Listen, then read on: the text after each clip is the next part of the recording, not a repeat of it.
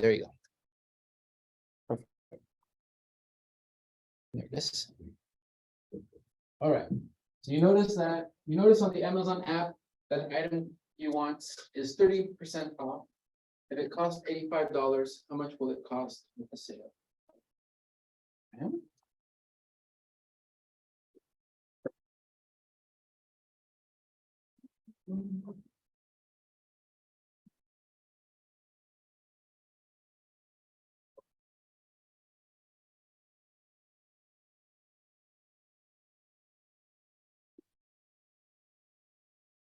You showed up late. There's some candy back there.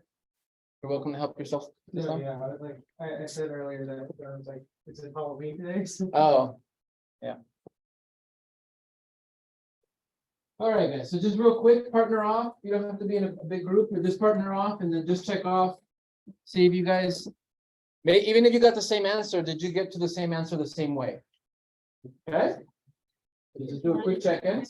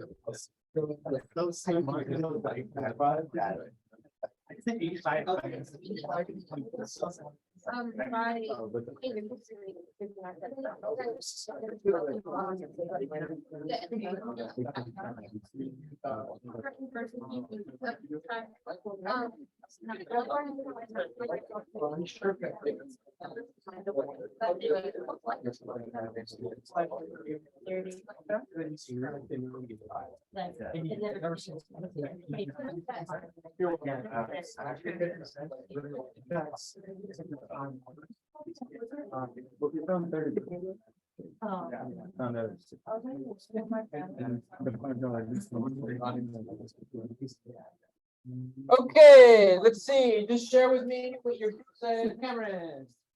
How'd you guys do it? I did it by taking 10% of that, which I can visualize easily as 8.5. Okay. And then I multiplied that by, You took 10% of this? yeah, Okay, so you took 10%. How did you take 10%? I guess I divided it by 10. Divided by 10, okay. You took 10% of that, I got like 8.5. which means you divided by 10, you got 8.5, okay. And then I multiplied that by 3 And then you multiply that by 3. to get 25.5. And then I subtracted the 25.5 from the 85. Okay, and then they gave you what? You get that part? 59.5. 59.5. All right, cool. So that's one way that you were able to get the sell at the end. Yeah, okay. And then they get it.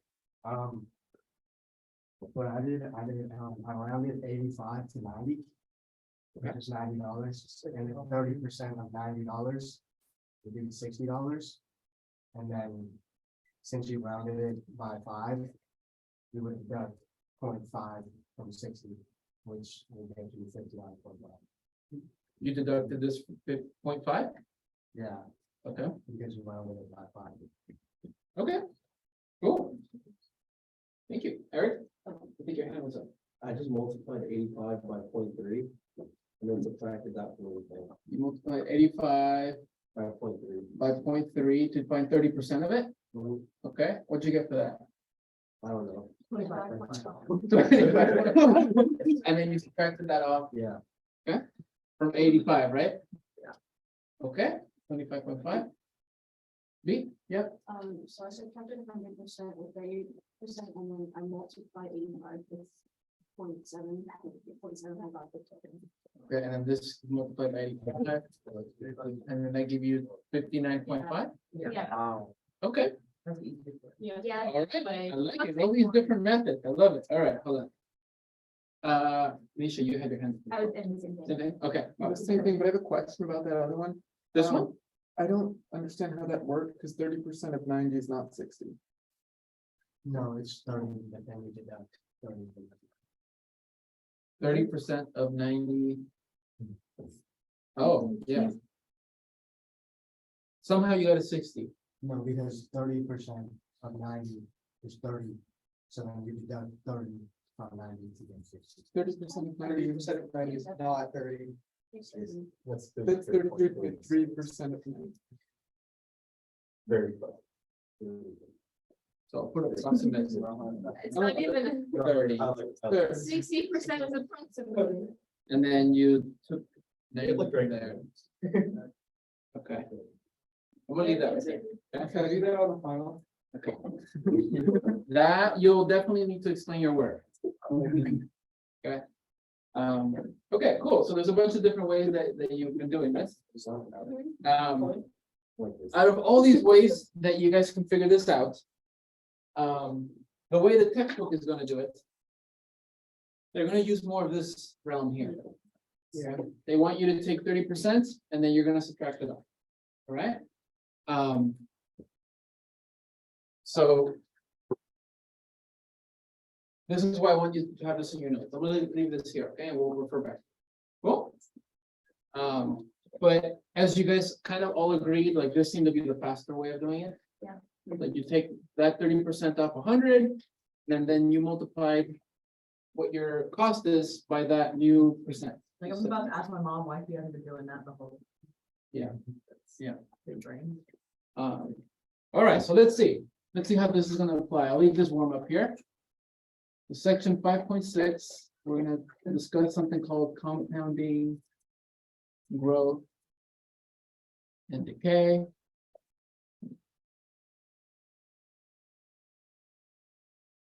And so here's an example where you have an amount that decreased by 30%. Okay, but as I said, in finance, which is where this is gonna show up, or economic stuff like that. And then in the natural sciences,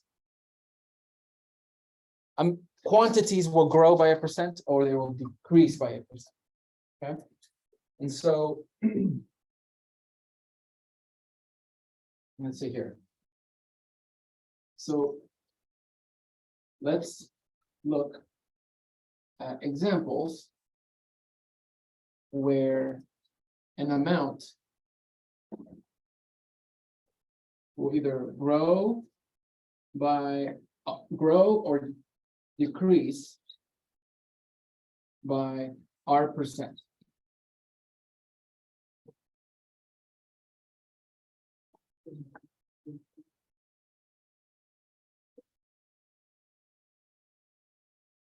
And so let's take this one up for example. We have an initial amount of $85.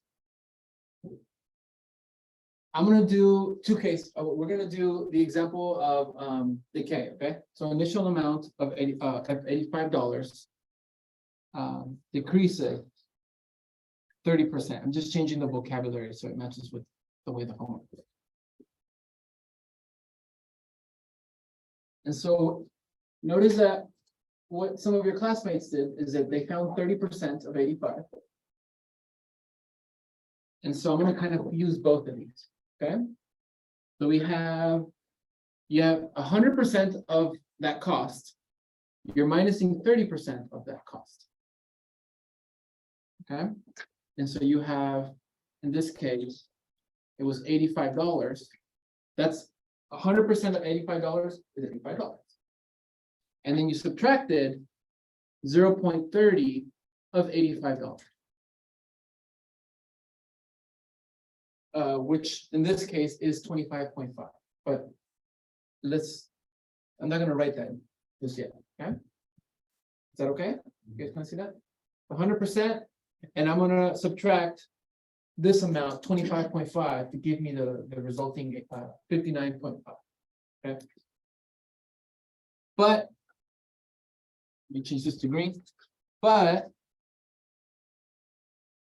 100% minus 30% is 70%.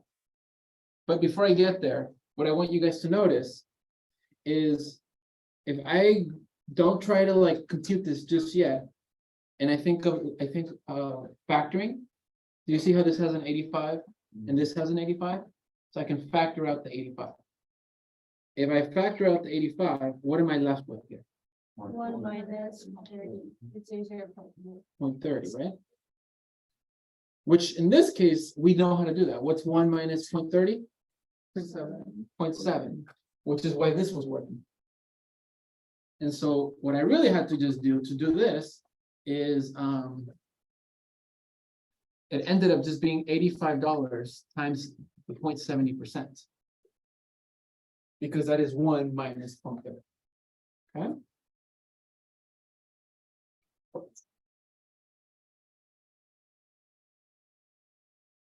And so if this amount was to decrease by 40%, what percent do you multiply it at the end? 60%, because it lost 40% of its value, so the result will be 60% of its value. So that's a really fast way to do sales. You want to calculate a sale. 25% off, just multiply the cost by 75%, because it lost 25% of its value. Okay. So now I'm going to get a little bit more abstract. And let's say in this case we have an initial amount.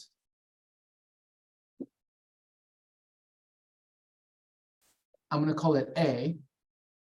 And this time, let's say it's increases by 30%.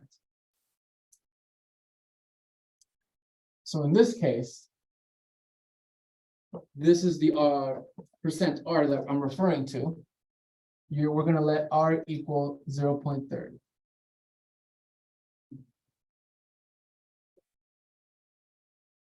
Remember, you got to convert the percent to decimal value. Just random fact. Most people don't know it. Do you guys know what the word percent stands for? Think of like a rate per cent. Every 100, for every 100. One Per- per 100, exactly. And so that's why you guys learned that 30%, you write it as 3/100, because it means this is shorthand notation for dividing by 100. And that's why like 1.15 is like 150/100, and it's like the next, yeah. Exactly.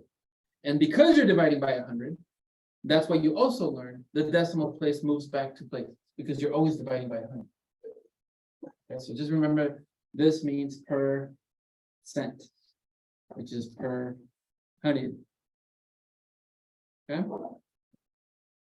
In case you forget, a little random fact. Okay, so we're gonna do the same thing, similar thing, not the same thing. We're gonna do a similar thing here. I got 100%, but now I'm increasing it by 30%.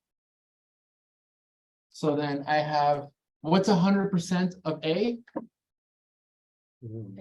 A. 100% of 85 was just 85, so 100% of A is just A. Plus, but now I'm adding 30% of that A. Yeah.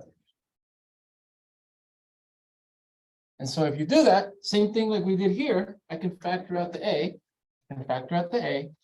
So I'm left with A times 1 plus 0.30, which in this case is just going to be 1.30.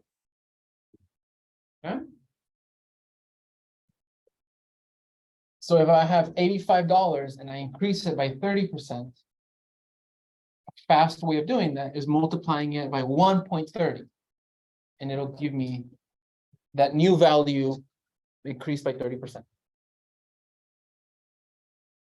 All right, but here's where it gets a little more complicated. Now I'm going to increase by 30% again. Okay, so we're going to increase by 30% again.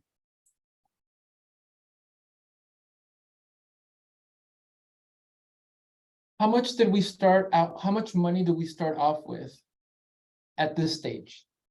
100% of it, which is just A, right? So I started with A, and then I increased by 30%. So now I have whatever this represents. So if I increase by 30%, am I increasing A by 30%, or am I increasing this new amount by 30%? The new amount by 30%. But we just saw that to increase an amount by 30%, I just multiply it by 1.30. So that means, what do I have to do to this to increase it by 30%? Multiply it by 1.30. So then when I increase this by 30%, this is the new amount that I ended up with, but I'm gonna increase that by multiplying it by 1.30. So now how many times have I multiplied 1.30 to A? I multiplied it twice.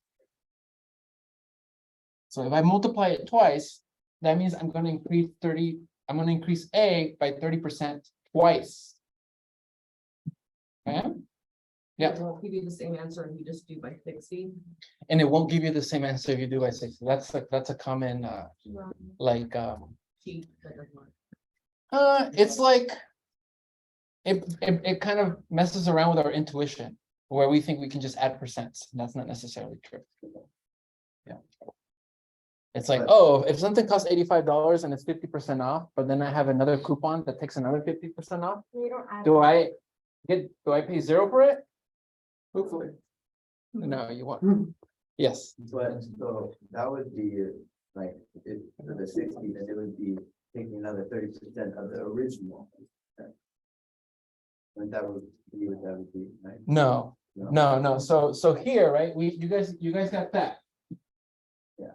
But then if I want to take 30% off of this, I have to take 30% of that, Yeah. But not out of 85 anymore. Yeah. Yeah, and so that's kind of what this is saying. I have to take I have to increase this new amount by 30%, not A. but I was just saying for the, like the, 60, like what, she was saying, the 60, that would be just taking another 30% of the list. If you're just adding if you're just doing the multiplying this one by 1.6. No, it would mean that you're just taking 60% off the Yeah. original, which is not taking 30% off and then 30% off. Yeah. Yeah, that's the, Let me see it work out. sure. Sure, let's play with one.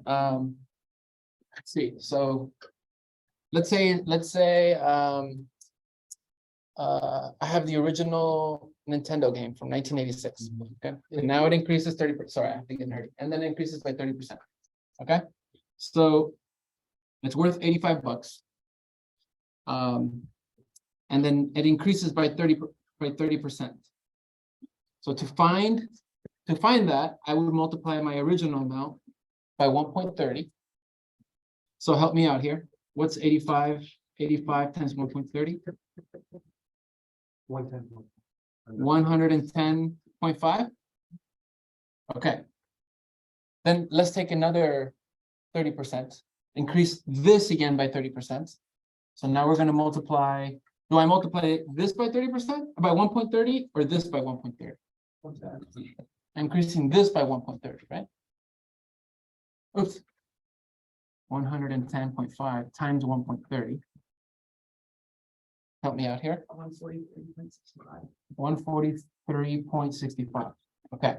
So this is me increasing by 30 twice at each step. Versus if I did $85 and I increased it by 60%. So then now to increase this by 60%, you would be multiplying it by 1.60, correct? 85 times 1.60.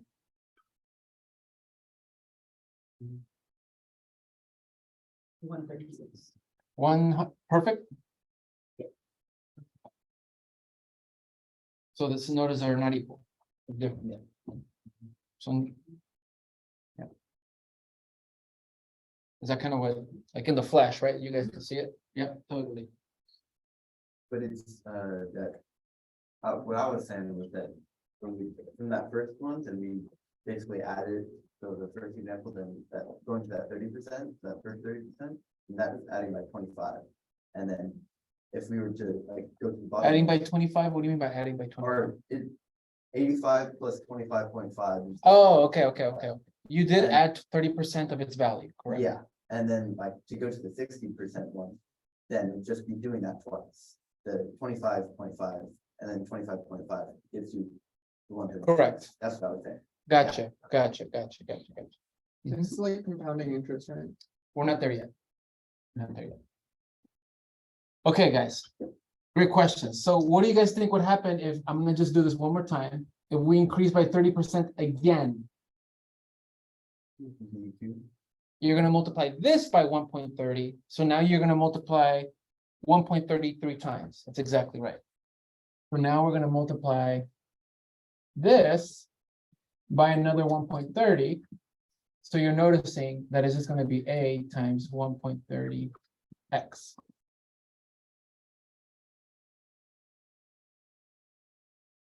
And, oops, sorry. The hell, where does x come from? 3 times. Is that okay? So what is the power, what is the exponent telling you in this scenario? How many times? How many times you increase by that percentage, right? So if I increase this amount, let's say, let's put some life to it now. Let's say I'm doing a science experiment and I'm looking at every hour I observe something and it's increasing by R%. How would I figure out the amount after 10 hours? Using what this pattern that we're getting here. It's going to be to the power of 10. Yeah. So that gives you a function. That means that this, I can write this as an exponential function where it's going to be a times 1.30 to the power of x, where x here is how many times it increased by 30%. Okay.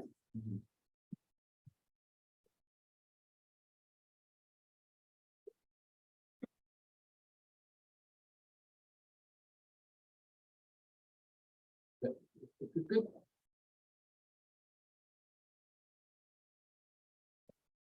And then what your textbook's gonna do is they're gonna write it like this. They're gonna write it as 1.30. How do we get the 1.30? We added Plus. percent, right? So it was 1 plus the percent of increase. They're gonna have you see it like that. Okay. And remember how when we were learning exponential functions, we saw that they're gonna look of this form. Remember? So in this case, the b is going to be the 1.30. Because the b is what's being raised to the x. You guys see that right there? Is b bigger than 1? It is, because you're increasing by R%. All right. Last little example here. And initial amount A decreases this time by 30%.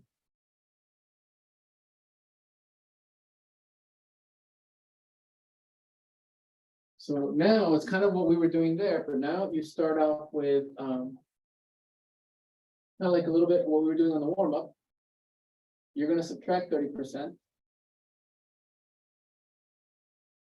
So we have starting amount is A, and we're going to subtract 30% of it, just the way you did on the warm up.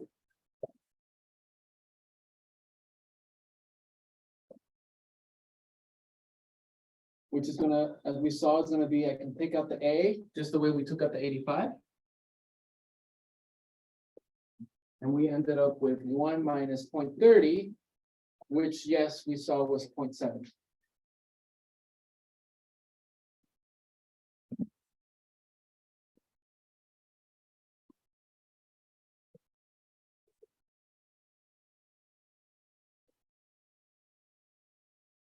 So to decrease A by 30%, it turns out that I multiply it by 1 minus that 30%, which in this case is 30. Second. What happens if I decrease again? I try to continue the type of pattern that we were getting here and here. To decrease A by 30%, we multiply it by 0.7. Again, so I want to decrease this now by 30%, so I'm going to multiply that by 0.7. Okay, so I get A times 0.70, and multiply that by 0.70. And so you're noticing it's going to be similar to what we had. That means I multiply 0.70 twice to itself.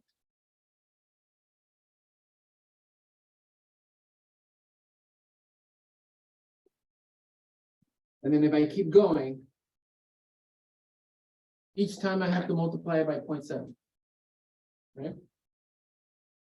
So from here, if I want to think of this as a function, I start off with A, and it's always going to be multiplied by 0.70.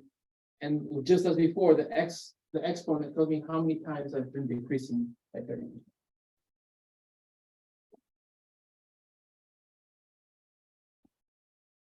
How did we get this 0.70? Subtracted 1 minus 0.70. Yeah.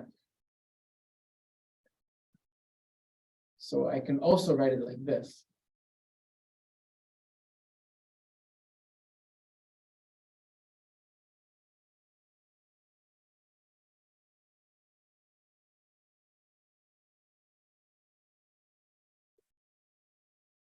And so, in this case, it could still look like this. But in this case, notice the B is less than 1. So you're decreasing. So everything's kind of matching with what we said last time when we learned about exponential functions. And so I'm going to kind of summarize what's happening here. So in general, when an amount increases or decreases by R%, it is modeled by the exponential function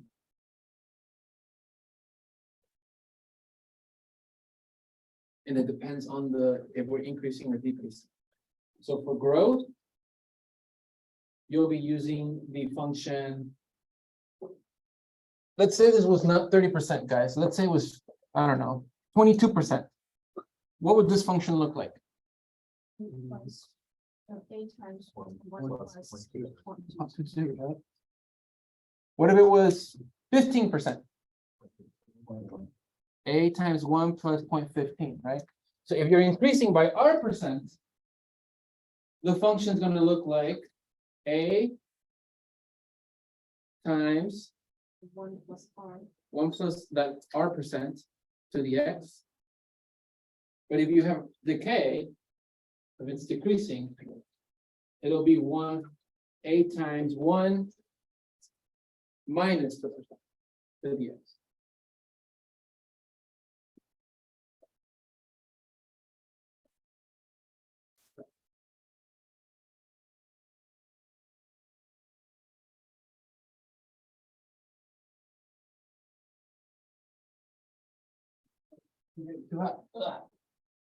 Here's one more.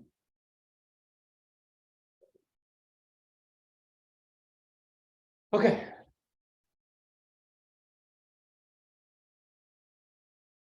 Questions? Have you guys seen this before? Maybe some of you, maybe it's the first time for some of you. Okay, it's fine. All right, so let me fix this R. Looks weird. So as we saw here, each time I'm increasing by 30%, I just multiply it by 1 plus that percent, right? Now compounding, we're getting there now, does something a little bit different. What they do is they say, okay, instead of think of it per year. So each year you're going to increase your whatever you started with to a new amount. usually has to do with investments. So you invest some kind of money and you want to grow it, you want to increase it. So instead of 30% is huge, by the way, okay? So, but let's just say it's 30%, just to make the numbers nice. Instead of within 1 year increasing that investment by 30%, what happens is you kind of make, if you, how do I explain that? Compounding is how many times you're going to increase it within the year. Think of it like that. How many times will I increase it within a year? So you'll see words like semi-annually, which means twice a year, quarterly, which means 4 times a year. But let's say it's quarterly, you're going to increase it 4 times, but you're not going to increase it by 30% 4 times. What happens is you get that percent and you divide it into 4. And then at each of those quarterly payments, it's going to increase by 34%. So let me show you a visual, because that's, Interest component. this is exactly what, the percent we're going to think of as interest. Yeah. So I wanted to show you guys something a little bit more visual. That's going to kind of show you what's going to happen. Let me get correct. All right, so is it this one? Yeah. All right, so I want to look at this example. If you want to write it down, that's fine too. So I'll give you guys time. This is a very extreme case. It will never happen, but it's just to show you the way the numbers are going to work. So you're going to invest $1 at 100% interest rate for 1 year. That will never happen. Okay, but just to make the numbers work here. You're going to increase, right? So because you're increasing, you know there's going to be 1 plus some percent versus minus. Okay, so these expressions still kind of play, but it does it a little differently. So annually means you're only going to make 1 payment that's going to increase by 100% once a year. So at the end of the year, I try to draw a little visual here. Let's say this is when you put the money down. After the year ends, the bank's going to increase that by 100%. So in that case, the 100%, what's 100% as a decimal? 1. That 1 got only divided into 1 payment, which is why it's divided by 1. And your dollar is then going to be multiplied. Your dollar is going to be multiplied by 1 plus 1 time, because you've only made 1 payment. It's only increased once, right? So then at the end of the year, you're going to get $2. To compound that percent semi-annually means you're going to make 2 payments and you're going to split up your percent in half. So that $1 is going to increase by that 1%, or by that 100%, and you're going to divide that percent into 2. But you're going to get 1 payment in the middle of the year, and then you're going to increase it again at the end of the year. So how many times has it increased? It's increased twice. Okay. And so that's why this shows up, because you've multiplied that twice. Just the way you guys were seeing that this power represents how many times you're increasing that amount. Okay. Quarterly means you get your 100% and you divide it into fourths. What's 100% divided by 4? 25%, which is in fraction form 1/4, right? So that's what you're adding 1/4, is you're adding 25%. As it does. I know, yeah. But because you divided your percent into fourths, you're going to make 4 payments throughout the year. So how many times have you increased by 25%? 4 times, which is why you're multiplying 1 plus 25% 4 times. Can I see that? When you do that and you multiply that to the original dollar, if I multiply this times 1, this is what I get at the end of the year.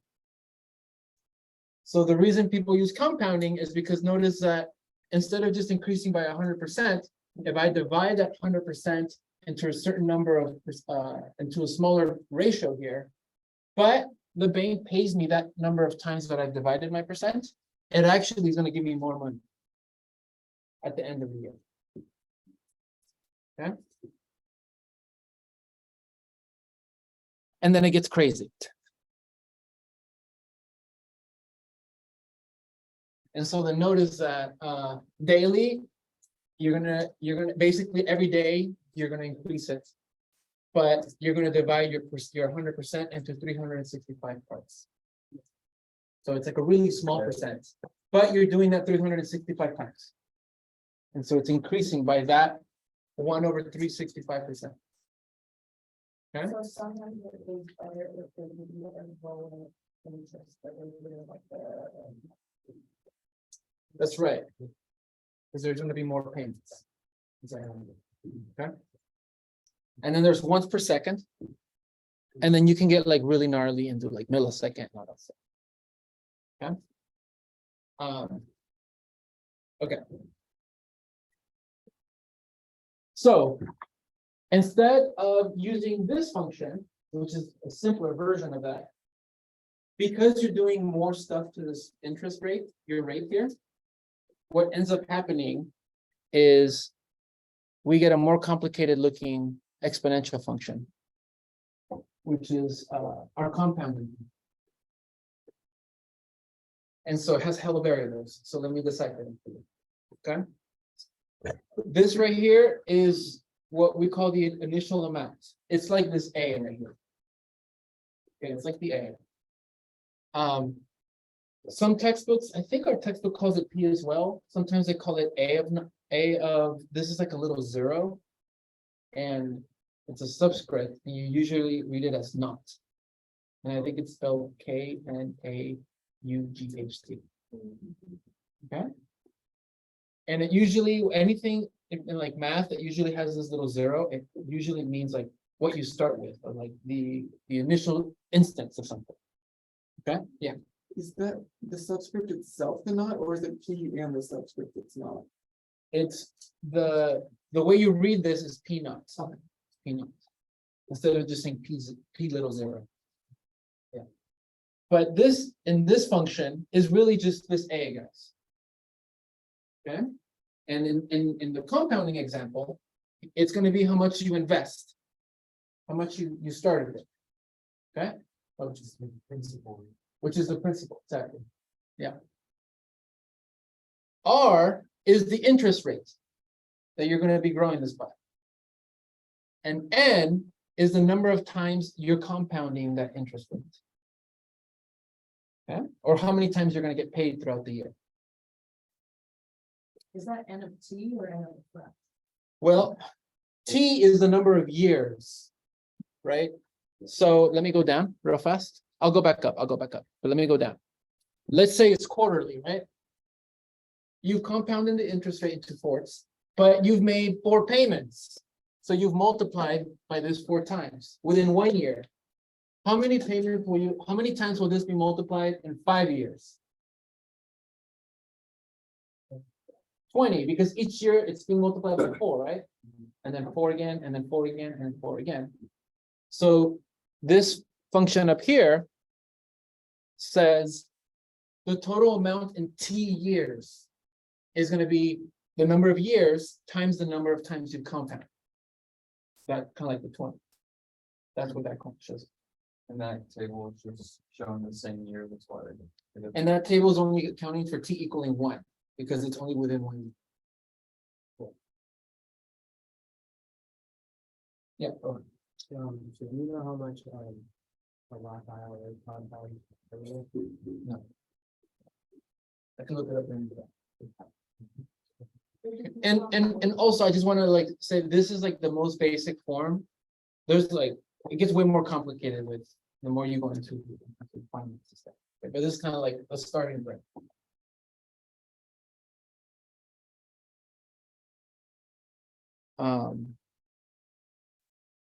Let's see. Oh, yeah, and then I have another comment that I wanted to post here. I'm gonna write some of this stuff. I won't be able to write all this because it's gonna take me forever. But I'll go back to these comments here. Your textbook, the one that we use, I noticed that they say things a little different. They say instead of saying R% compounded semi-annually, for example, they say R% per annum. Is that how you would read that? Annum compounded semi-annually, and I'm thinking that means like in a year, it's compounded this many times. Okay. Yeah, this means that the percent is being compounded semi-annually, so 2 times per 1 year. Okay, it's fancy words, but that's I'm trying to translate them for you. All right, so let's see. Let me stop here. Let me write some of this stuff down.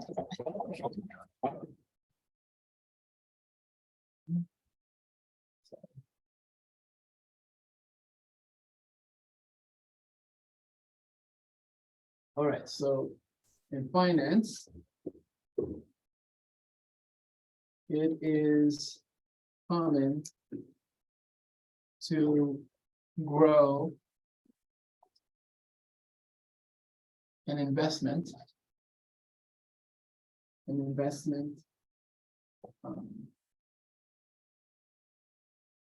Using compounded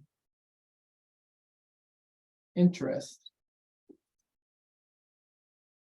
Using compounded interest rates with the function a of t. So we're going to go from x's now to t's, because so that you're thinking about it as time, equaling your initial investment, or as Logan said, principal, plus 1 plus your interest rate being compounded n times.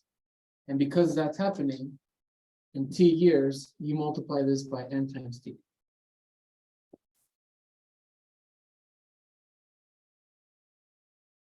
And so this is your initial investment.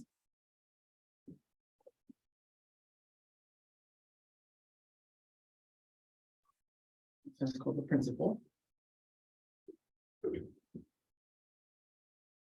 R is your interest rate. Make sure you write it as a decimal. Interest rate. And this is n is the number of times compounded.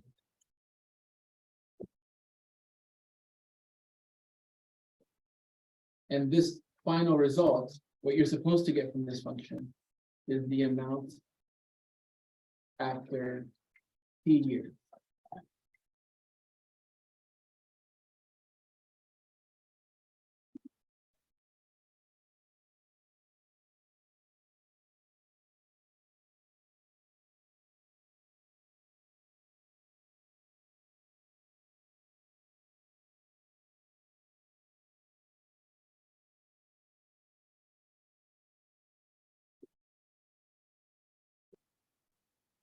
So let's look at an example and put some life to it, okay? Because it's very abstract and there's hella funky variables. All right, let's look at this example and we'll take a break. Let me get some candy. All right, so let's see. Make sure I wrote everything correctly.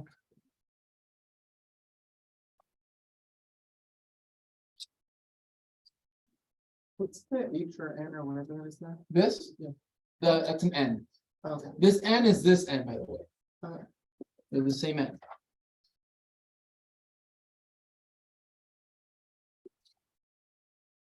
Common things you're going to hear. So are N and T multiplying and then that totals everything? N and t is multiplying, that's the exponent, correct. So maybe write some of these things down. Annually means n is going to be 1, because you only compounded 1 time. Semi-annually and semi-annually means you compounded it how many times? 2. 2. And then quarterly 4 times, and then I think the one after that is monthly. There's more, but these are the common ones. Do you have it weekly? Correct, yeah. But these are the ones you're gonna see most of in your class. As you saw, it can get crazy every second, right? How do you factor in like regular investments? Like if you're like if you start with an initial investment, but then like monthly or yearly you add to it. That's where it gets more complicated, yeah. Yeah, because in this function, you're assuming you just don't touch it.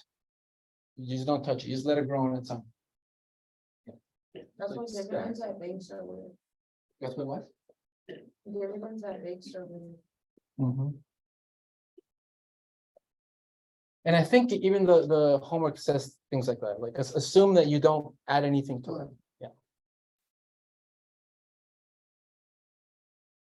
All right, let's see, so it says. You open an account. Do we need room next to that down there? Down here, no. Okay. You open an account with an initial investment.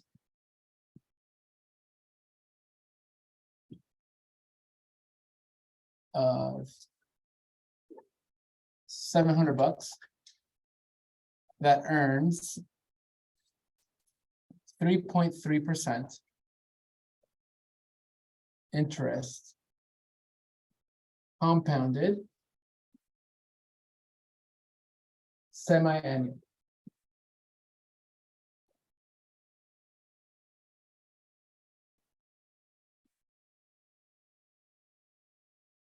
What will it be worth in 3 years? What will it be worth in 3 years?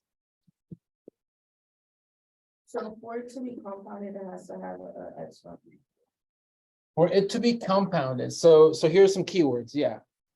When you're reading an application problem and it's telling you you're compounding semi-annually, at least in this class, right? Not like in a more advanced finance class. It means you're going to be using the compounding exponential function, Not the. not this one, exactly. This is only if something is just increasing by 1%, that is not being compounded at all. Yeah.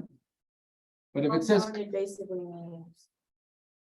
What we were saying, like, oh, dividend, that's something number. correct, means exactly, the percent gets like altered a little bit. Yeah. And so, yeah, so you're going to identify some keywords. So the fact that it says compounded tells you you're going to be using the compounding exponential function. Tells us we have to use this guy right here.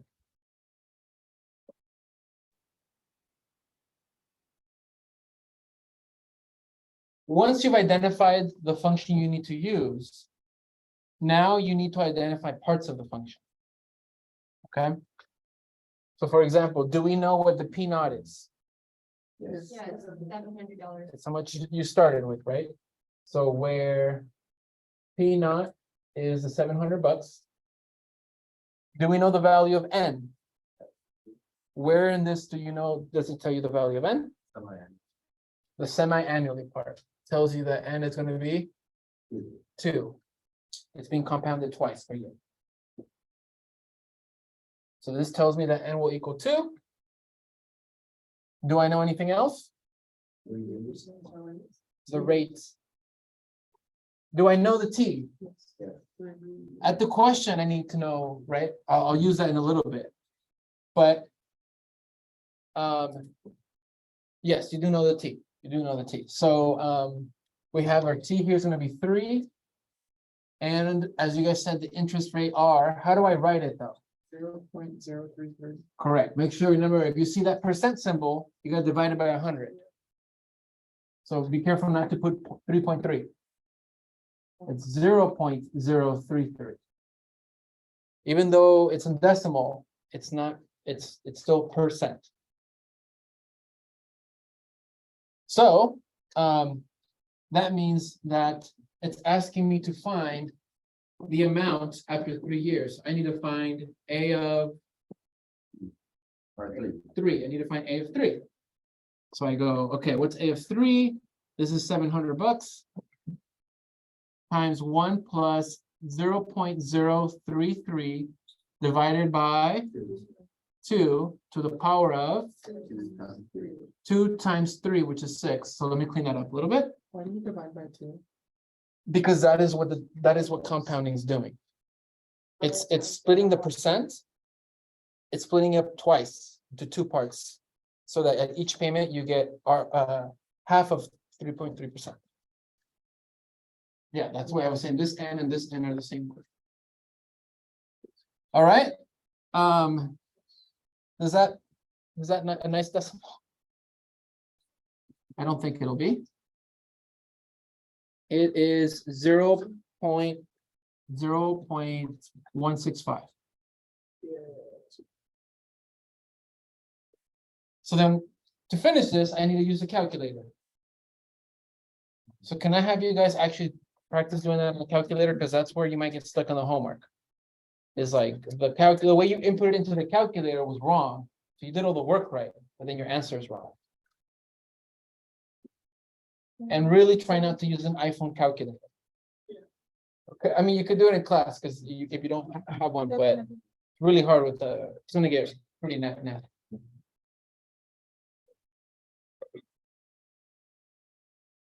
So see if with your calculator, you should get, yep, 772, and then because of money, let's say 22 cents. Yeah. So compounded assumes yearly. Compounded means like within a year, you're gonna compound it twice.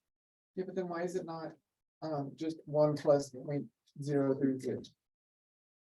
Because that would mean that you only increase this by this percent once. But then you still have the exponent. But then you still have the I just don't exponent. understand why we divide by 2. That's what I guess that's what it means to compound an interest. It means you're gonna split it up into smaller pieces. But for each piece, you're gonna grow it by that percent. That smaller. And that's why when we were looking at the thing with like the seconds and hours and all that, it didn't like grow insanely. Correct. Gotcha. Mhm.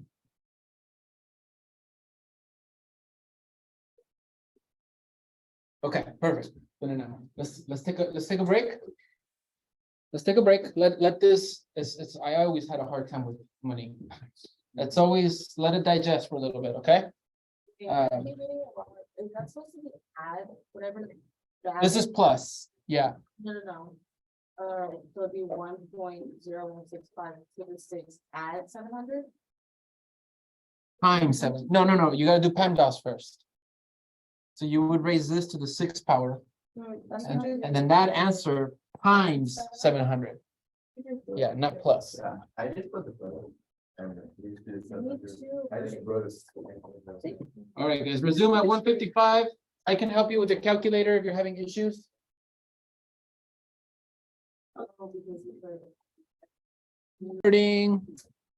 All right, so I want to go back to this example that we were looking at. So notice the more we compound the interest, you might be wondering like, oh, can I just keep compounding more and more and just earn more and more money? Okay. But notice that the more I compound it, it starts to increase, but then it starts to increase less. Like the amount of increase from here to here is like, You won't even see it until like maybe a week and it'll be like 2 cents because it's gonna be free. But stuff. yeah, it's like fractions of a penny. Exactly. So what I want to do is I'm going to go to Desmos. Notice that I'm going to basically kind of copy what's happening here. So let me turn this off. Go here. Oh, wait, you guys can see it's a survey. Hold on. For the college. I can't show you that stuff. Apparently it's in the recording. So fuck my life. All right, let's see. Does it show anything? Oh, it doesn't show anything. I'm good. I won't get fired. Okay, so no, I was just joking. I was being dramatic. Okay, so watch. We have $1, right? And we're noticing that there's this pattern that's happening. And it's n times 1 year in this case. So it looks like that. So notice that this is what this is doing here. It's 1 plus 1 over the n value of compounding to the power of n. In this case, it's 1 because the percent is 100. If the percent is not 100, like we did here, it was 0.00, right? So it's whatever the value of r is. But for this particular example, I want us to see, I'm going to let n just keep growing. Another words of saying that is I'm going to let n go to infinity. Okay. All right. So here n starts at 1. So I've compounded it only once. And I'm going to go crazy. Here it's compounded. Holy crap. All right. Maybe I got too excited. Hold on. There we go, like that. Let me just do it so it grows slowly. All right. So I just want you guys, basically, we're not going to look at the graph. I just want you to look at this value here. See this 2 right here?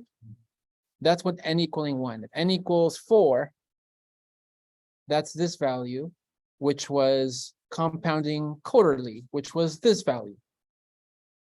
So right now, Desmos is basically going to show me these. How much do I have after a year? Depending on how many times I compounded my percent. But I'm gonna just let it grow. And so the bigger n gets, so the more you're compounding it, that's the value that eventually at the end of the year, you're going to end up approaching. Why is there no graph? Because I'm not using the graph tool right now. I'm just using the calculator, like the scientific calculator. So that's the question. Beautiful. Yeah. Will I ever actually get $3? Right? And let's see.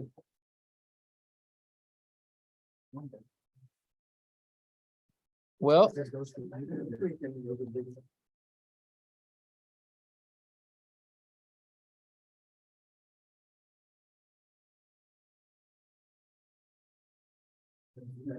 and so that question is a calculus question. That question is saying, for this expression, what does that approach as n goes to infinity? That's a calculus question. And the answer is it approaches the irrational number e. Okay, so the bigger n gets, you're going to be able to do that in your calculus class. So all those tools you're going to learn is you're going to take the limit of this thing as n keeps getting bigger and bigger and bigger, and somehow you're going to solve it and figure out that it'll equal. Yeah, that's right, and it just keeps approaching. Okay, and so this is why usually folks say E is showing a lot in finance because of in this example of this phenomenon that it approached some value and it turns out to be this irrational. Do we know why?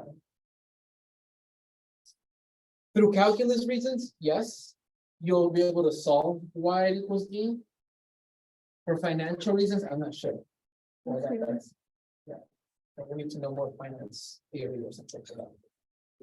But through the math theory, is through all through the rules that you're going to learn about these things. Yeah. Okay. And so what's going to happen is this function, we're going to write it in a different way. If n is what's going to be called compounding your interest continuously, meaning that it literally will never stop being compounded. It's just always being compounded. Always, it just never stops. Okay.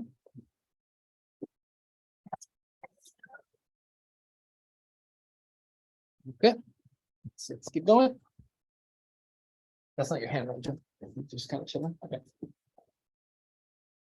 All right. So then, compounding, and just kind of summarize what we just observing. Compounding and interest rate an infinite number of times a year is called continuous compounding. Continuous compounding.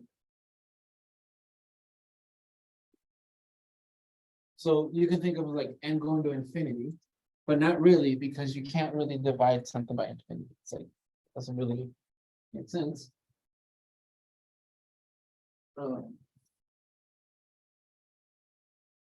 If we do this to the example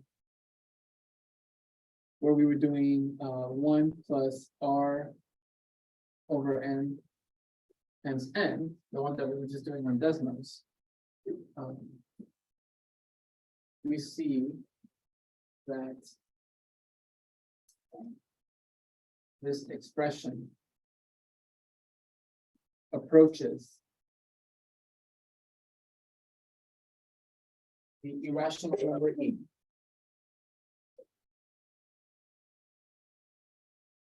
Which was about 2.718281.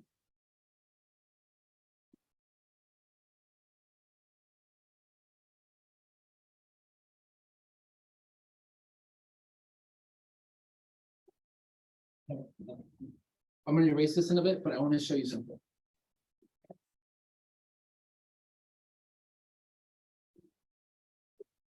You see how this is eventually going to approach this number as n just keeps increasing? But this kind of looks like this, except there's a t there. You guys see that? But I want you guys to notice. You don't have to write this part, it's just because I'm about to write something and it could be kind of confusing. But I want you guys to notice, I can rewrite this using my exponent properties so that it looks like this. And I want you guys to just kind of observe it for a little bit.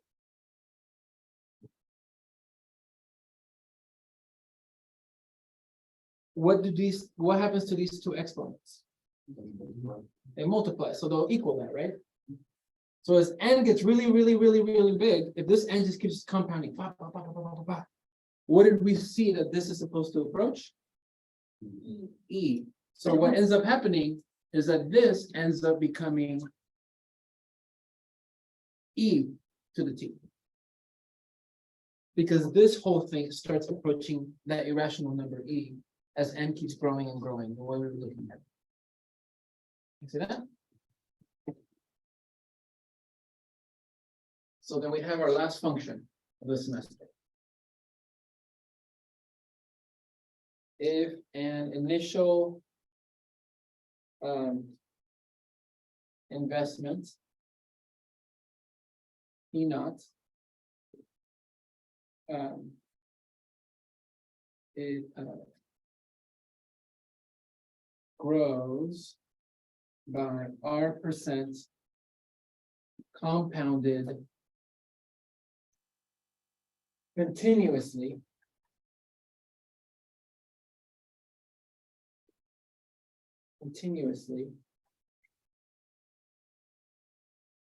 we use the function a of t equals p naught, but this guy behaves to this e value, so it turns out to be RT. Oh crap, hold on. What I wrote here is a little bit incorrect, okay? Sorry about that.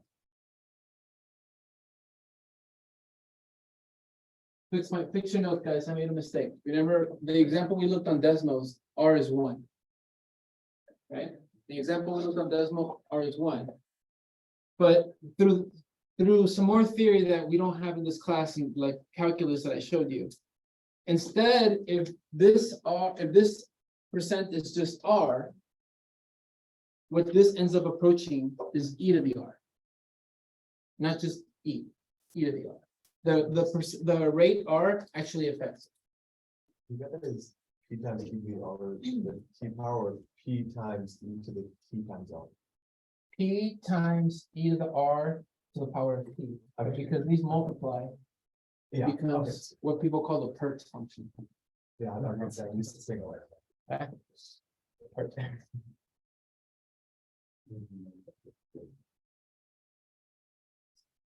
And so the keywords here that you want to look for is compounded continuously.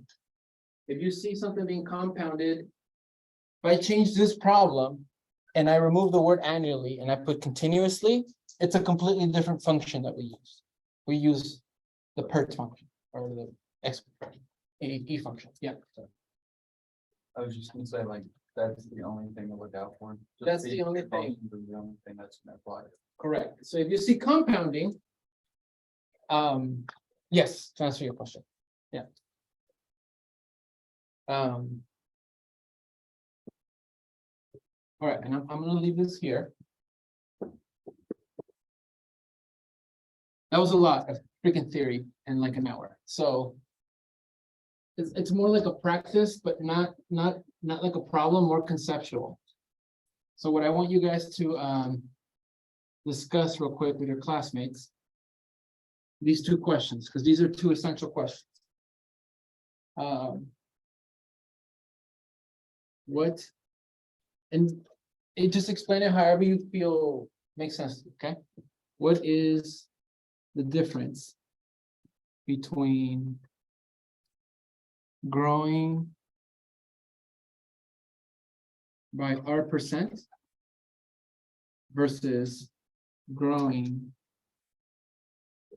by R% compounded quarterly, let's say. And how would you know to use f of t equals the exponential function a to the bt, a of t being this compounding function, 1 plus rn n to the t, and then the last one is a PERT function.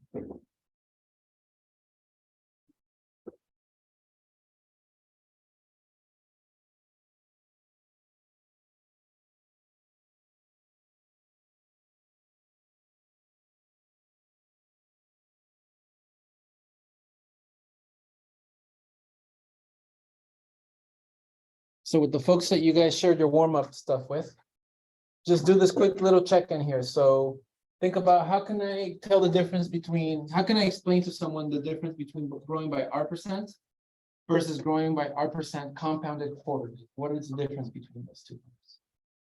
And then once you've discussed it with your group, just, if I was to read a word problem, how do I know when to apply this function?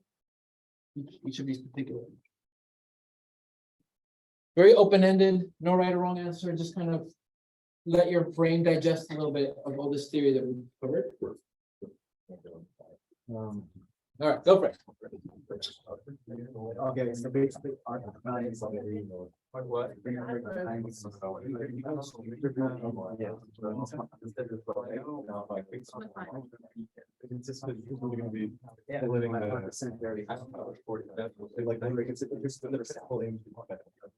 It's like, if it's like 30.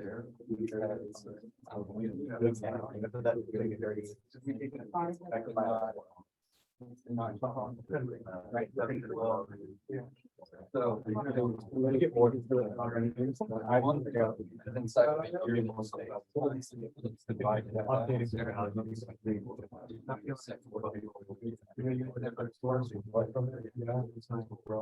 That makes sense.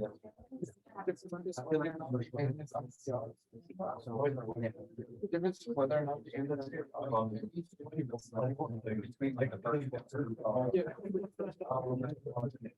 Right, like kind of right. It's like half and it's like. We're like looking at. 12 months. Right. So that would make it divided by. Yeah, like it out. Right.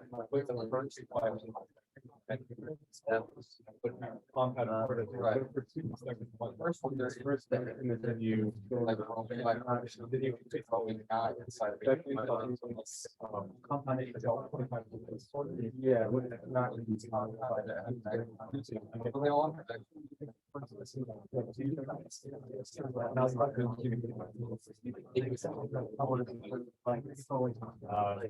gonna be the first one. Yeah.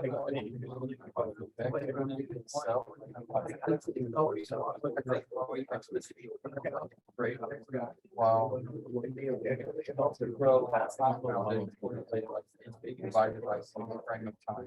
That has to be- The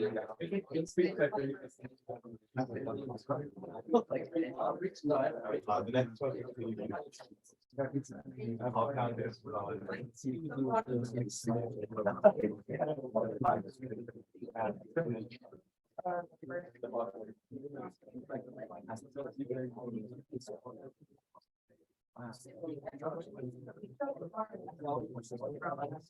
Well, it depends what, because it's not guaranteed for a specific unit.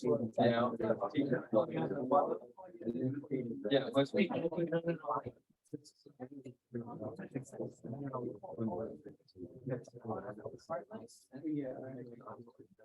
By our percent, like. It's not our on there because we're both using the same last name.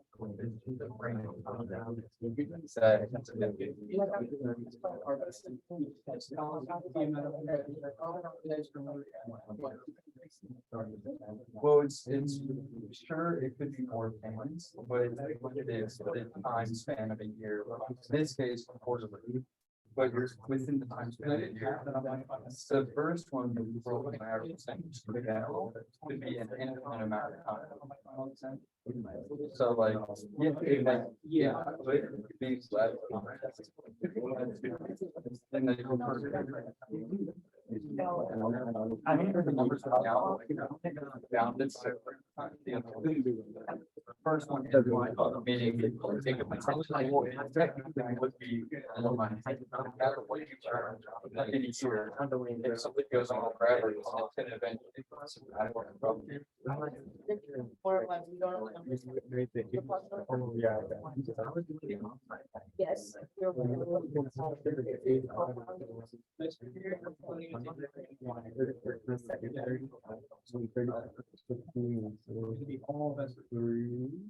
And then.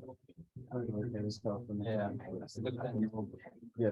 State, like your state depends on. Well, I think. Like for me, I think that. Okay. Like it makes me think like exponential growth. I don't connect someone. No, I'm with technicians. All right, guys. Yeah. Hopefully that was helpful, maybe help you digest it a little bit, okay? I want to look at an actual example now to see the difference of how we're going to use this function. And then now we're going to get to the realm of using what you did Monday with all the algebra. Okay? So let's check that out. Let's see, make sure it's recording. Yep. All right, let's see how we're going to do all this. So I'm gonna, the example we just did, it's gonna look very similar, but only one word will change. So you open an account. And with an investment of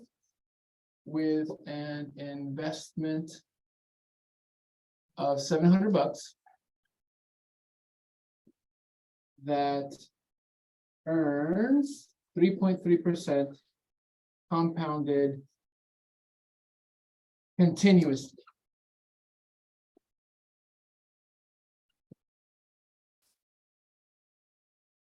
What will it be worth in 3 years? What will it be worth in 3 years? And then I'm going to add an additional question, which is going to be a little harder. How long will it take for the investment to triple its value? How long will it take to triple? Yes, I'm gonna write that.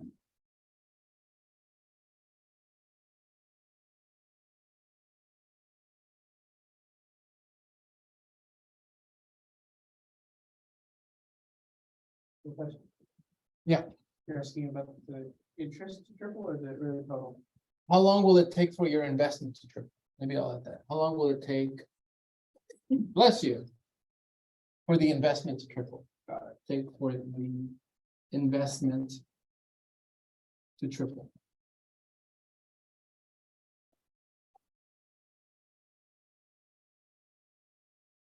Okay.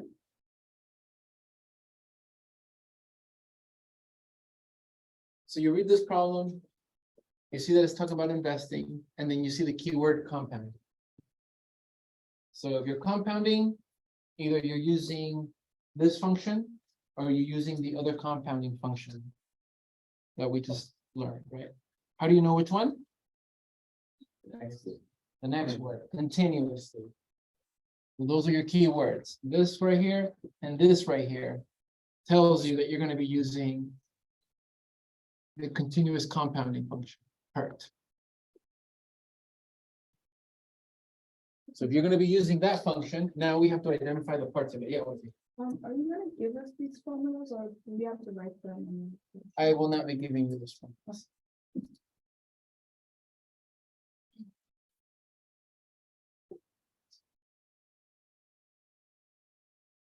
All right, let's call this question A and let's call this question B, okay? So let's do A first. So we know we're going to use this function because it says continuous compounding. Do we know the investment? $700. $700 investment. Do I know the rate? 3.3 per 100, right? Yeah. So R is going to be 0.033. And to answer part A, it's going to be in 3 years, right? So I know that my function, before I plug in the 3, it's going to look like this. Like that, just as a function. Now, to answer the question, what do we do? Plug in the 3 for T. And here's where you're going to need your calculator again. Plug in the 3 here for T.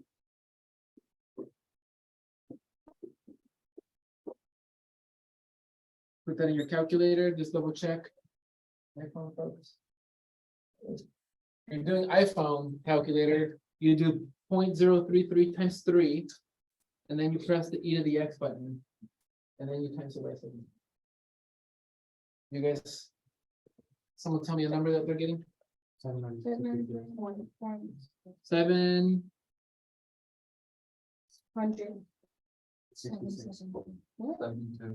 72.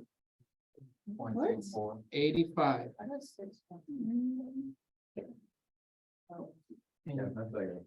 You guys check again?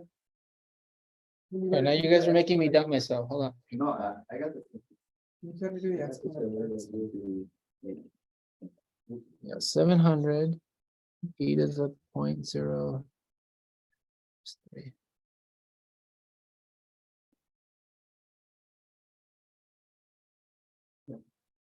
Is that it? Does that look good? Okay. Yeah. Yeah. Compared to the other version, when we were compounding it quarterly, it was 772 and 22 cents. So this one's a little bit bigger by a couple cents, okay?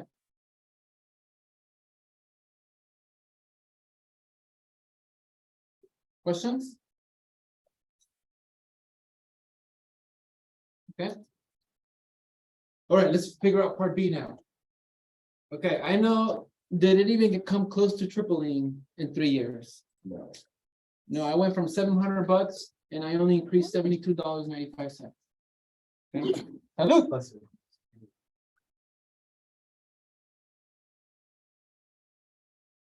So what do you think, what are you guys' strategy here to figure this out?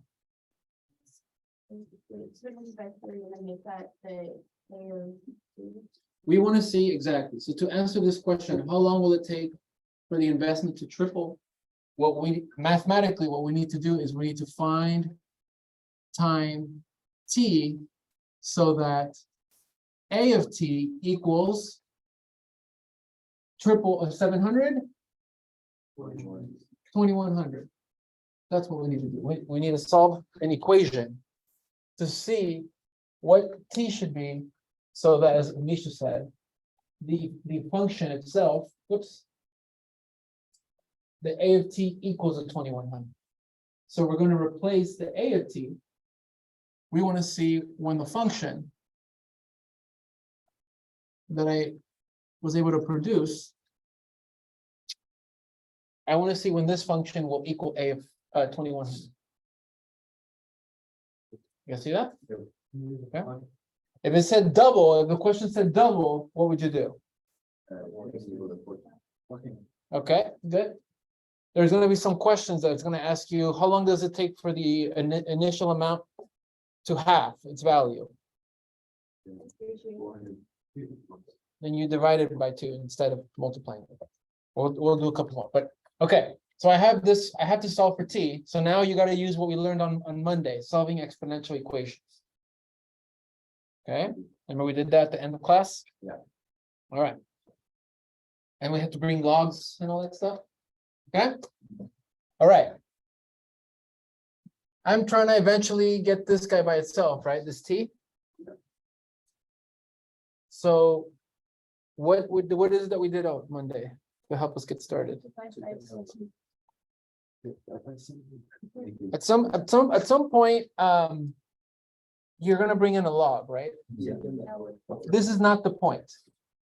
I'm just saying that because it happens when I see people work. You want to get rid of this number in front first before you bring in the logs. Exactly. So you're going to divide both sides by 700. And then that's just going to be a nice 3. And then this 700 cancels. You get e to the 0.033 t. Okay. Now you use the ln. Perfect. Beautiful. Good job. So now I take the ln of both sides. So apply the natural log. So I take the ln of the left-hand side. I take the ln of the right-hand side. And I use my laws, my rules. You could do this different ways.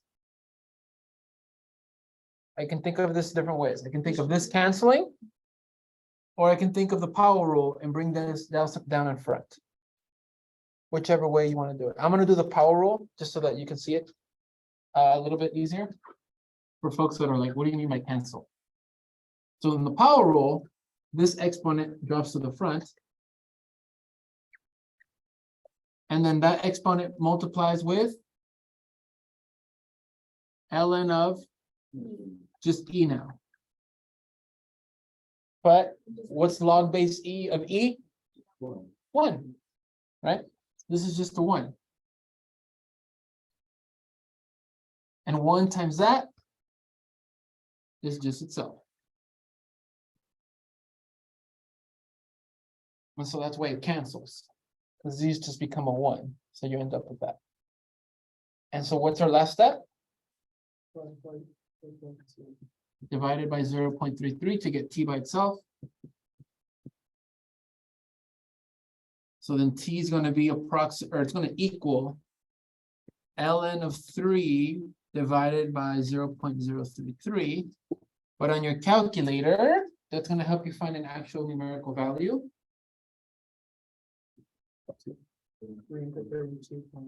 30.29. 0.2, okay. 0.2-ish. What are the units for t?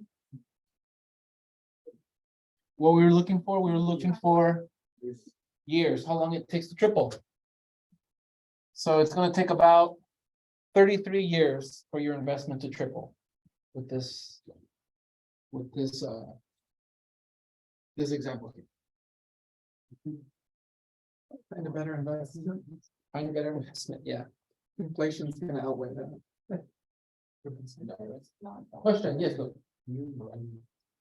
Explaining our second step.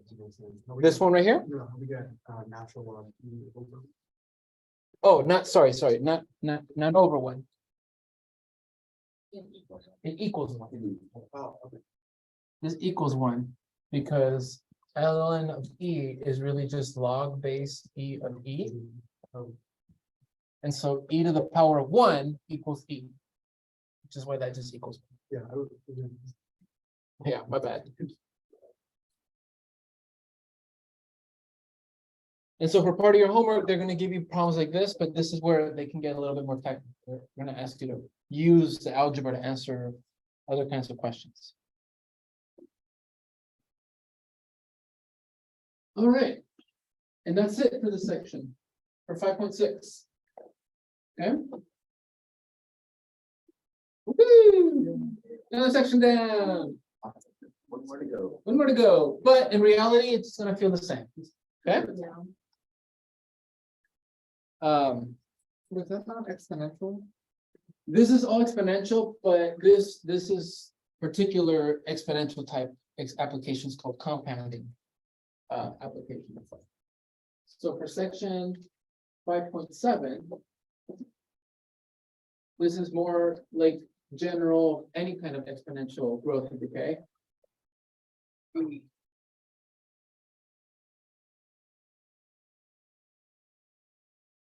And it's, what ends up happening is that this continuous compounding function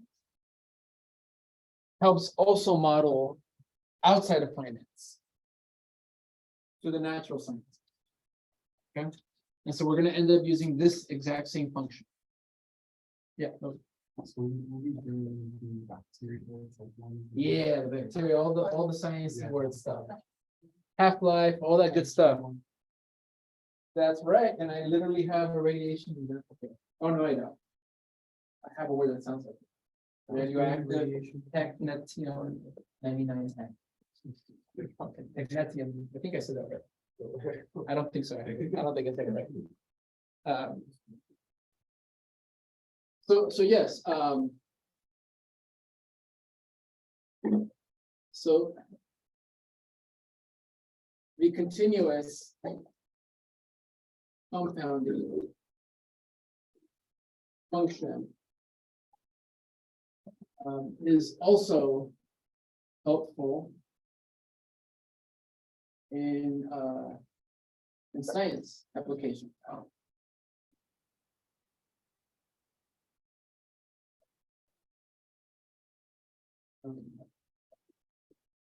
They changed the vocabulary just a little bit, okay?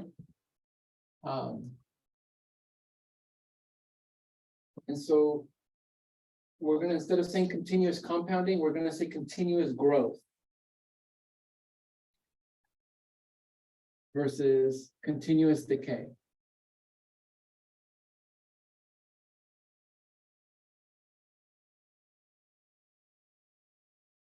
But they literally will look like the same function. They just changed the vocabulary a little bit.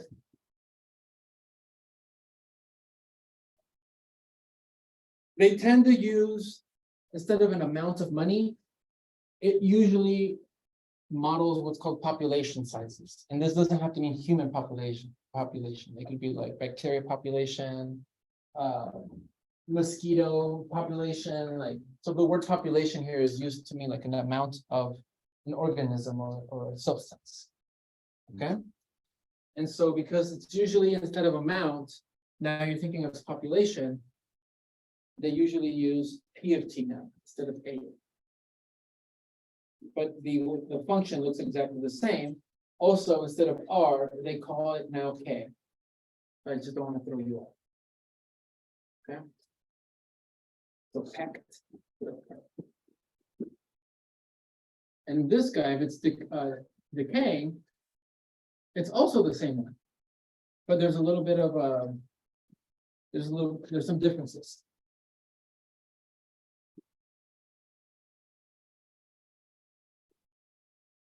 If it's continuous growth, K is positive. Because it has to be a positive value. Okay. Versus if it's decay, K is going to be negative.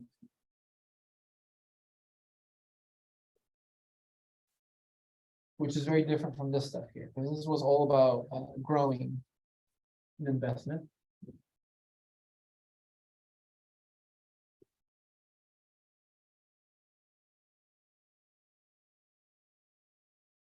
And let me see here, where K is now called the exponential growth or decay rate.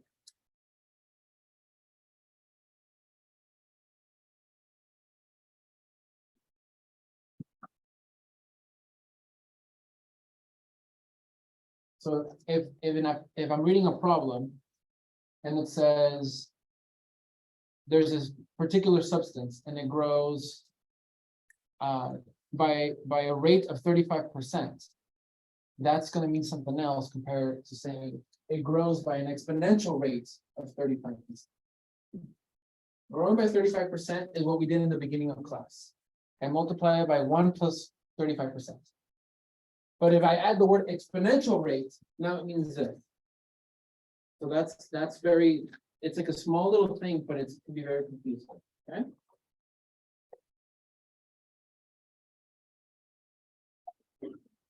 And what I just said is I also wrote that in the notes. That a rate now will mean something else if it says exponential.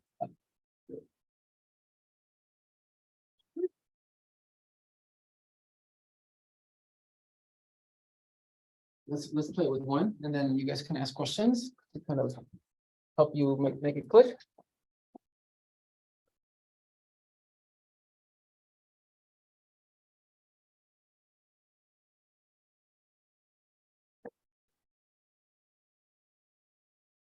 So I'll write it down, and then I want you guys to see if you can attempt it on your own, okay? All right, so let's see, we have a sample. We're going to talk about bacteria. Sample of bacteria is decaying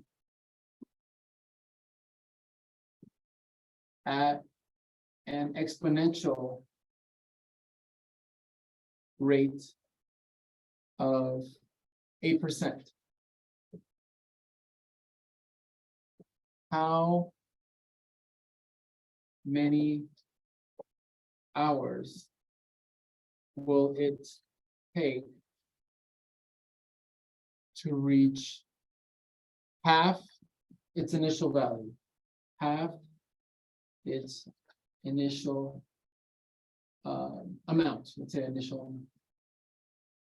I'll help you guys just set it up.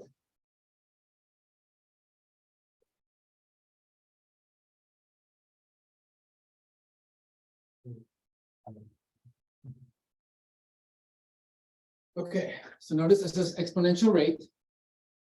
That tells you that it's using this guy. And it's saying decay. So here's where you got to be careful with what I said in the green here. It doesn't say -8, right? But because it says decay, in this case, your K is going to be what? Negative 0.08. Correct, 0.08. So that's where you got to be careful with these keywords. And I think that's what's part of the hard thing about these word problems is that there's all these keywords. So this tells you that you're using this exponential growth, continuous growth function, or continuous decay. But this is telling you, because it's decay, that K should be negative. Okay? So I'm gonna leave what we did here when we were trying to see when the function equals triple the amounts that you start with. How do you think you would solve this guy? If you're trying to figure out how long it takes. So you want to find the t to see when you've reached half of what you started with. So let me have you guys do it with your groups. Exactly. You don't know the initial amount. You don't. No, you don't. Here, I'll give you guys a hint. Need that one equation. Let's say I didn't know this. Let's say I didn't know my amount of investment. I just investment a certain amount. The A and T1 were like, hold on. You'd be using P instead. I would be using P if I don't know it, right? I would be using P naught. But if I want to see when this triples, what should this equal then? 3 P naught, not P naught. So in this case, what would I do here? Divide by P naught. And then notice what happens. the peanuts cancel anyway. So this would have been true regardless of my investment. That's the power of, kind of powerful part here. Okay, that's kind of like my hint, okay? I could have solved this without also not knowing the initial investment. Which is why you'll be able to solve this without knowing the initial amount. So let me have you guys try to pick at it for a little bit. I'll help you out.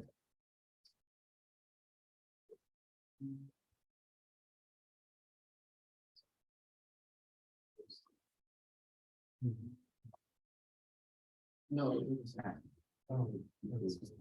It's like 10. It's the same thing as one. Yep. Yeah. Yeah.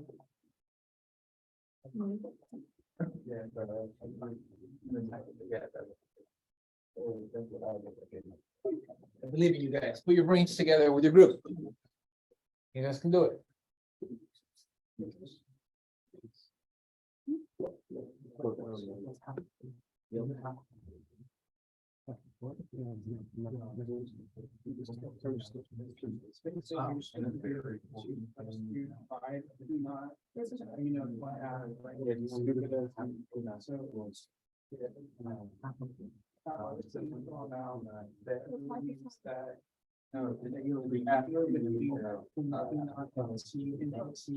Wait, so not. Yeah, right. Round to the nearest tenth, okay? Round to the nearest tenth. It's a different. We're supposed to. With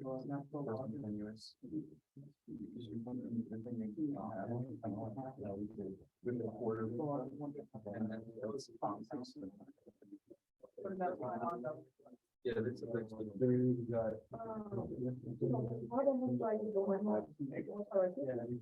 You went to each other side, I think. I think, you know how like. Over to the other side, don't you have to like two. Whatever you want, I don't know. That's what I'm saying, make this, yeah.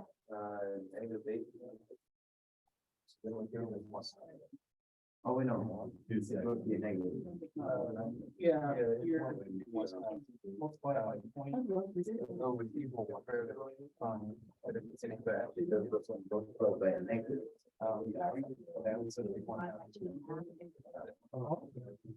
Divided by. Oh, you got it, but. And here. And I only want. Okay. Okay, right, so.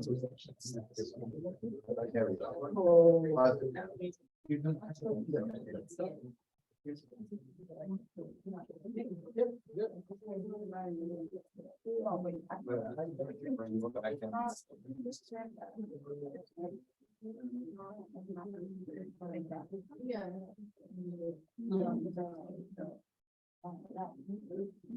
But you can get rid of the P.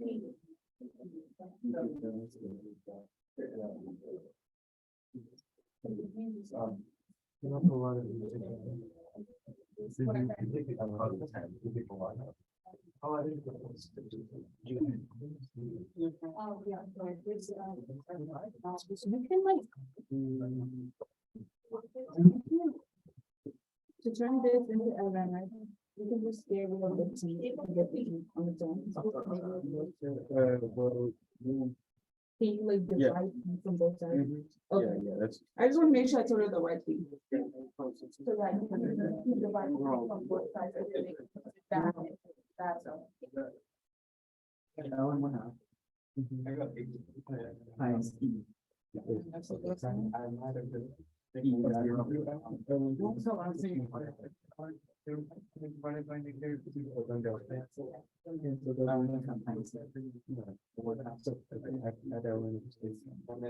Wait, what?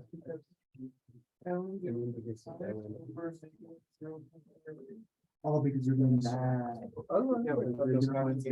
So I need to like not use one of these, I should get like. You're right. Not. Most for them. All I think is because these are not. But they're great. Yeah, but for tests, I should. I don't know, should I buy a calculator? or No, should I try to? no, like, just go to the engineering, or- Don't buy Do it. they have like They have I think it's gonna be 83s? Well, but those are like, They also have 83s. and okay, 84s. they have 83s and 85s. Yeah. Yeah, don't buy another. Okay. It's far away. Also, the library, that's lends Yeah, you you're out for right. the semester. Yeah. Yep. All right. Especially with all the STEM courses you're taking. Yeah, I don't want it to be like, oh, you're not allowed to use this, Oh, like a sure. physics exam, yeah. You use those on physics and then you have to use those, yeah, they're the only powerful like calculators. That's that true. Do the type of equations for physics, chemistry, and calculus, Math is different because I'm testing you on the math. yeah, and Versus, you want to know like if you can graph on. I know. I know the majority of, well, count one might. I get it. Some of them don't. all right, guys, let's check it out real quick. Yeah. All right, let's see. So before we start solving the question, what is the function going to look like? What did you guys get? 1/2 equals. Before you start solving, Oh, just itself, what is this function going to end up looking like, just from the information you're given?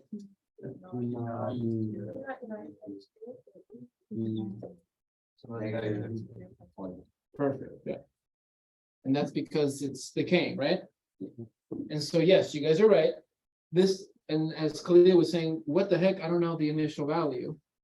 But you're trying to see when this is going to equal half its initial value. So then kind of what we did here, you're gonna set it equal to.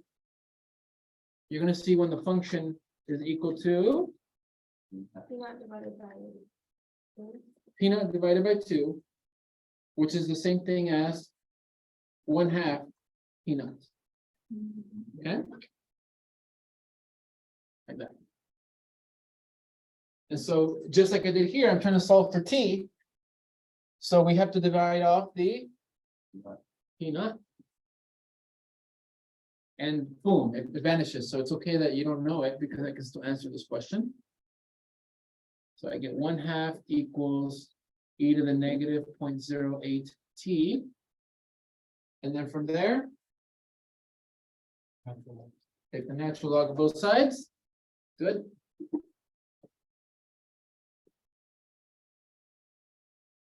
And then here, I'm not gonna do that many steps.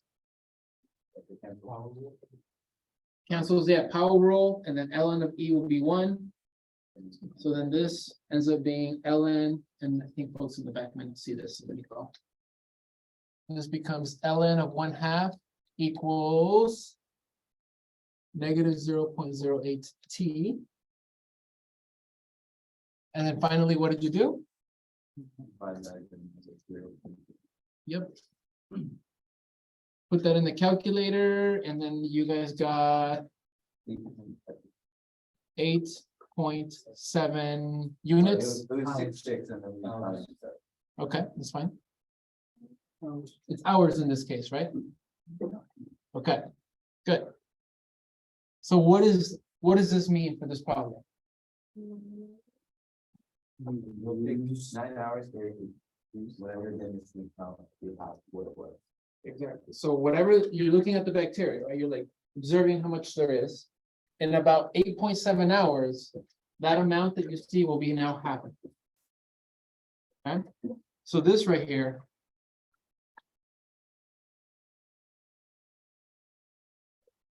This value here. This value is called the half-life. Oh, triggering some trauma, Oh, chemistry. or maybe some good times, not trauma. Right? Okay. You have to do this in chemistry. So this is called the half-life, and yes, it's the amount it takes for a substance to reach half its original amount. So if it says, find the half-life of blah, blah, blah, it's literally, you want to translate that as saying, how long will it take for the original amount to be half its initial? It's kind of like the So question. half of one. Half of whatever the original amount is. So not 1, Oh, Because, but it turns out it doesn't matter if you don't know it, you can still answer the question. But you do need to know this rate. All right, good.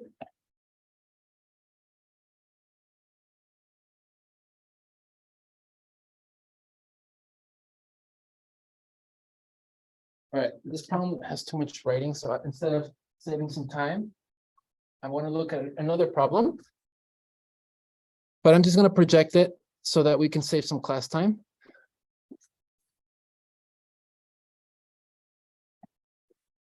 More of a mouthful in this one. All right, so those radioactive technetium, I think I'm saying that right. 99M is often used in diagnostic medicine because it has relatively short half-life. What does that mean? If it has relatively short half-life. It decays really fast, right? Like it can reach half its value really fast. But lasts long enough to get the needed testing done on the patient. If its half-life is 6 hours, how much of the radioactive material from a 0.5 milliliter injection will be in the body in 24 hours? Somebody gets injected, the patient gets injected how much? 0.5 milliliters. And what's going to happen in 6 hours? It's the amount of whatever was injected is going to be now how many milliliters? Half of it, 0.25. But we want to figure out, that just tells us what happens in 6 hours. We want to know what happens in 24 hours. Or let's say it was 25 hours or 27 hours. How would we answer that question? Right, for 24, it's because it's a multiple of 6, so we can kind of reason it. Yeah. But if it wasn't a multiple of 6, what would happen? How would we answer this question? Yeah. So,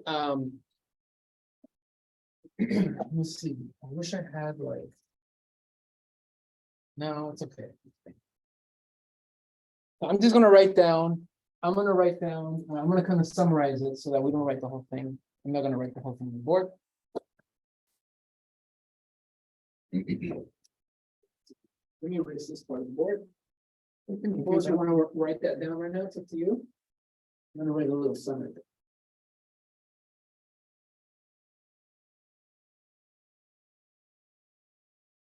You still see it on the wall. I think so, huh? Oh, yeah. Like that? All right, cool. So then let me, next step.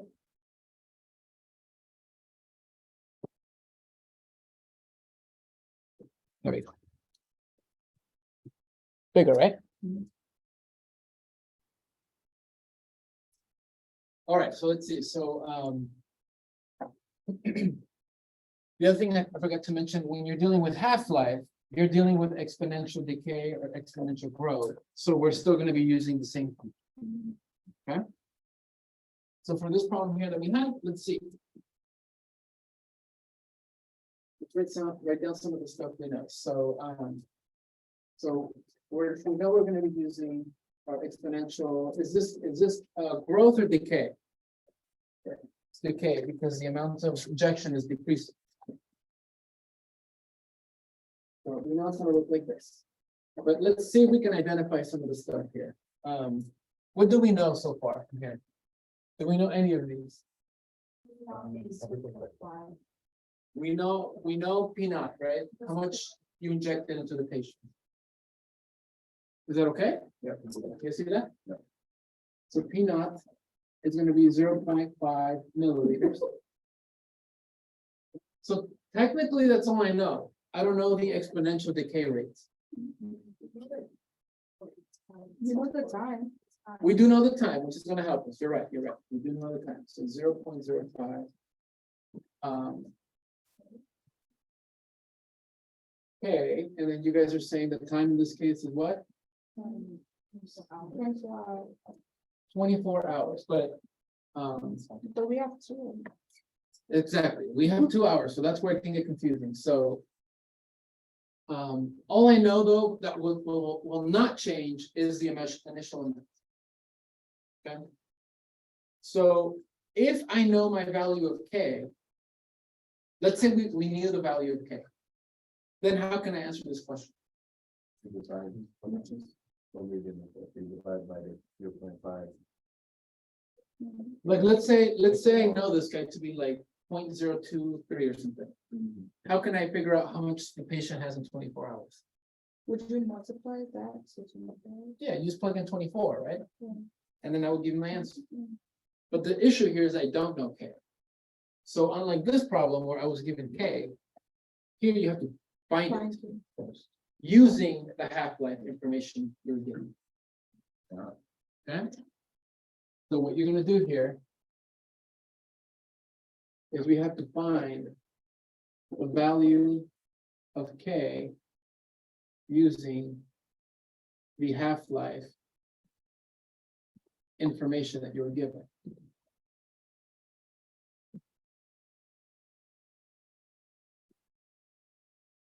How long does it take for the initial amount to half? 6 hours, right? So that means, what is 6 in here? When t equals 6, what will be the amount that's left? 0.25. 1/2 of 0.5, which is 0.25. So kind of the way you guys did this here, where you set this equal to half of this, but it's a little different. So I know that 0.5 e to the k times. What's the t here? When t equals 6, this is supposed to equal how much? 0.25. Perfect. So see that it's very different for kind of what we did here. Here we were solving for t, that's different. Here you're solving for k, so you use the value of t with the half. How did you get the 0.25? Like, how did you get the 1/2 of 0.5? Because remember, you gotta remind yourself, half-life means that in 6 hours, the initial amount, 0.5 milliliters, is half. So half, if I take half of 0.5, it's 0.25. So that means that for the function, when you plug in 6, it's supposed to equal 0.25, half of what you started. So then now from here, we do algebra again. We gotta solve for k.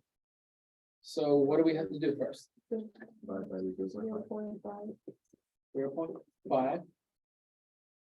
That's gonna give you half, right? Which is 0.125. 0.125. 125. It's half. 0.5, yeah. Oh, yeah. Half of it. Do this on your calculator, guys. Some of you guys look confused. Do that real quick. Just you get this. It's this 0.5 is not this one. Okay. Yeah. 0.25 divided by 0.5 is just 0.5. This cancels. This is now 6k. Now what do we do from here? Natural log. Take the natural log of both sides. Ln of e will cancel to just give you 6k. Ln of 0.5. Divide by that 6 off. Boom, boom. And then this will help you approximate the value of k. Help me out here, guys. What'd you get? Negative 0.11. Does it make sense that k is negative? No. Yes, because it's not. Remember, it's decreasing. So here's another thing you want to do when you're doing this problem. You look at the k, you're like, wait, my k is positive, but I'm decaying. That doesn't make sense. So you made a mistake. But because it's negative, you're good. Now, is this k value the answer? No, because we still have to. We still have to do more, right? So here's like a little rule of thumb. You usually round your final answer to 1 decimal. right? Because that's your final answer. But in the middle of your math work, if you have to round in the middle of your math work, don't round to the nearest tenth, round to a lot of digits, because if you round too much, your final answer the error will be too off. So it'll throw off the answer of what it's gonna be too far away from the true answer. So because I'm not done yet, I'm actually gonna round this to 4 decimal places to get a bit better, more approximate final answer. Okay? So that should be 0. Is it 115? Yeah. 5, like that? Yeah. Okay. So this K is now, this tells you that now my function is gonna look like this. 0.5 e to the, now I know my K value and I'm gonna write it, Mhm. negative 0.01155 t. Now I have all the parts that I need. I know my initial amount and I know my exponential decay. So how do I answer the question now? You plug in 24 hours. Now you just plug in the 24 hours here, and that'll give me my final.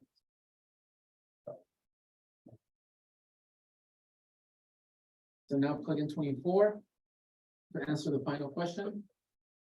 0.5 e to the negative 0.1.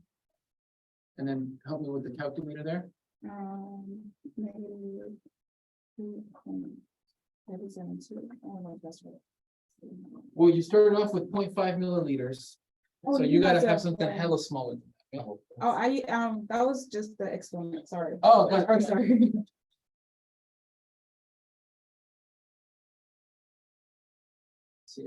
Yeah, I did do it. Okay. Make sure that you guys, 0.031. yeah, there we go. 31, Two. 21, I'll round it up to that one. Milliliters.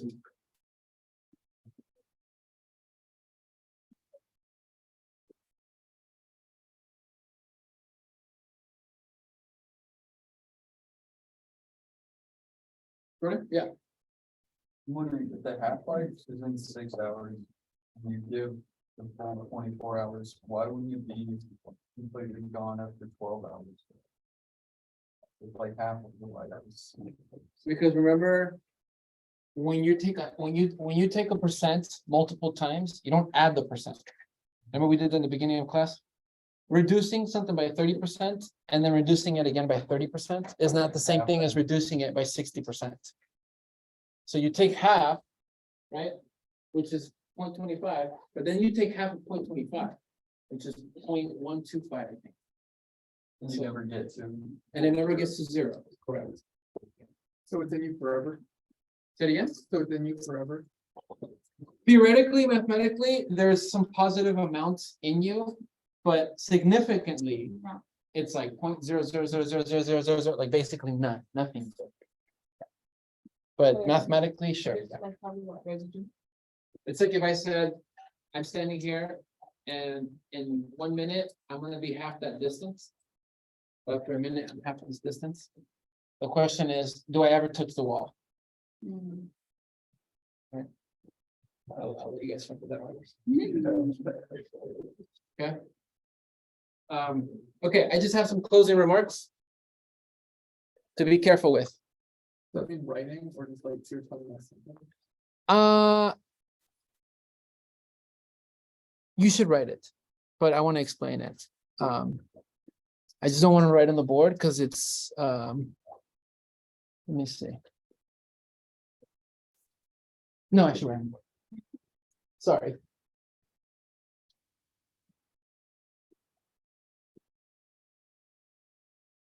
Okay. This is the last thing, woo! The last part of the lecture for this semester. Okay, so helpful remarks. Not just for this class, but like, I think for life. Because this can get confusing depending on the, if you start doing some crazy forms and gets too technical. Let me show you what I mean. So these problems could be worded in very weird ways, okay? So you gotta be very careful. So a substance. Make sure it's not, yeah. So a substance having a half-life of 6 hours means, if we go back to this function here, it means that if you plug in 6 hours into your function, it's going to equal half of its initial amount. Kind of what we've been saying, but I'm writing it mathematically. In 6 hours, you should equal half of what you started. Okay?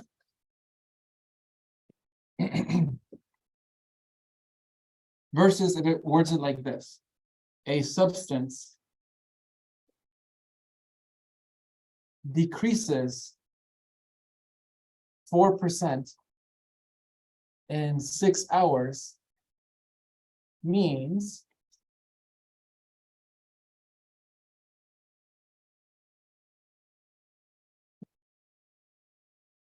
that when you plug in 6 here, go back to what we said in the beginning of class. You start out with a P naught amount. How do I decrease it by 4%? What do I multiply P naught by? 0.96. 0.96. How did you get the 96? You did 1 minus 0.04, which you're correct, ends up equaling 0.96 P naught.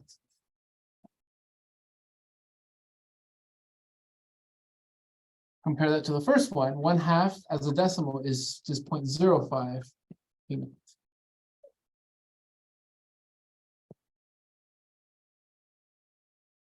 So half-life means that in 6 hours, P naught gets multiplied by half, right? But to say something decreases 4% in 6 hours means that it decreased 4%, so it gets multiplied by 0.96. Versus, this is the last one. A substance decreasing to 4% in 6 hours means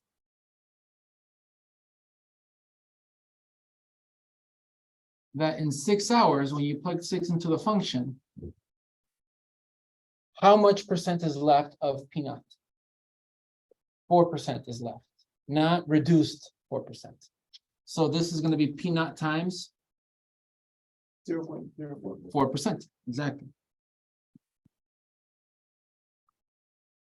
4%, okay? And it's just because that word too completely changed the scenario. So just be super careful when you're reading these problems, okay? Questions on that? All right, take some candy on the way out. We're done. Good job, guys. Woohoo! Good job. I'll stick around. Yeah, if you guys have questions,